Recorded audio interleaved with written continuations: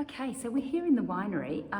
It's the time when Derek's going to put together all those final blends of his for his reserve Chardonnay. So I always think this is a really exciting time. It's the very first time that he's pulled all the Chardonnay out from these barrels and blended it together. So what we do when we make our oak Chardonnay is obviously we pick the fruit in sort of late January, early February.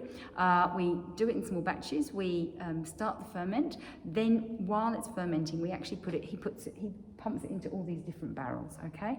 And then they'll continue their ferment in there, and then we age them in that oak over, about 9 months, isn't it? 10? Yeah, about 9 months they're in there for. And I feel that this is the part of the winemaker as an artist.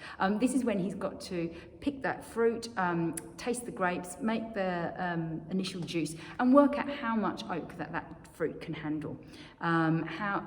With wines, you're always trying to get them in balance. So you want the fruit versus the oak, but you really want them to work well together and to balance each other out. You don't want the oak to overpower the fruit or vice versa. And so he's got to taste that fruit, he's got to taste that juice, and then he's got to work out how much oak he thinks it can handle. So what he's done this year is he's got these barrels. Now, some of them are brand new, some of them are 1-year-old barrels, and some of them are 2 years old. What that means is that we're going to get a different amount of oak flavour in each of these barrels from we're going to get a different amount of oak flavour in the wine from each of these barrels. So the brand new barrels will give you a lot of oak flavour. The 1-year-old oak barrels just half as much, and then the 2-year-old barrels kind of a quarter of your original amount of oak. So that's how it works. So he's got to, as I say, balance that fruit and oak. But once he's put all the wines in these barrels, they age up, and things don't go wrong, but they can go wrong. So you've got to keep checking them. So we will actually check these barrels every 2 weeks. We'll top them up with a bit more Chardonnay. So because obviously an oak barrel is not a perfect seal, so we get evaporation. We lose about 200 mils a fortnight typically. It can be more in hotter times and less when it's cooler, just evaporating out, seeping out through the oak staves. So we top them up so that the wine is always fresh, but what's happening is you're getting a really controlled oxidation or maturation of your wine inside these barrels. So they're getting air contact, but it's controlled, so it's not too much of it. So after 9 months, he's obviously been trying them all the way through, checking that they're okay. He's ready then to start to put together what we call the final blend. So he'll taste each of the barrels, and then he'll check that they're okay, and then he'll what we call do a bench trial. So he'll get a bit of, say 200 mils from each of the barrels, and then he'll put that blend together and just check that he might not use all the barrels in his reserve Chardonnay. He might decide that one barrel's not good enough, or, anyway, there's sort of a filtering process that goes on. That's the artist bit. So once he's put that blend together, then he'll put it out of all the barrels, put it in tank, and then we'll start to just clean it up.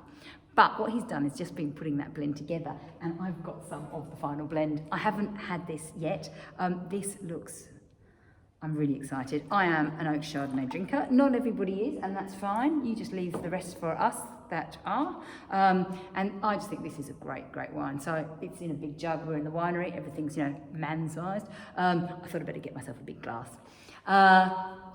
So this is looking fantastic. Really oaky. I mean, it's new, it's brand new. It's 2020 vintage, this one, and we haven't bottled it yet. So there's lots of oaky flavour. So the plan now will be I don't know if you can really see it. Oh, actually, it looks more cloudy on film than it does in reality. It's a little bit cloudy. So if you were making an orange wine, you would just leave it like that. So it's basically unfiltered.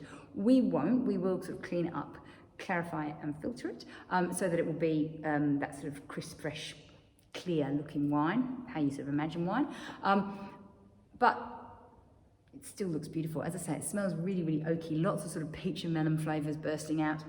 What we're going to do is bottle this probably within the next month or so, and then we will leave it in bottle for a while. We like to age it for a bit longer in bottle.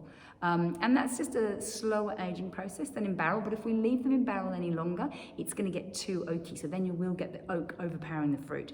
So when you're trying to balance your wine out, it's a bit of a competition, so you want to have enough fruit flavour to handle the oak, but also, when it's finished, and you've got to get it out. So you could obviously take it out and just leave it in tank, but we prefer to get it bottled as soon as possible, and then it will age slowly and gently and gradually in bottle before we release it to you. So This one I'm afraid you can't drink yet, but yeah, it's just exciting to see what happens kind of behind the scenes when we're making these. So that's, I suppose we're 6/8, 3/4 of the way through now making our reserve Chardonnay. Thanks.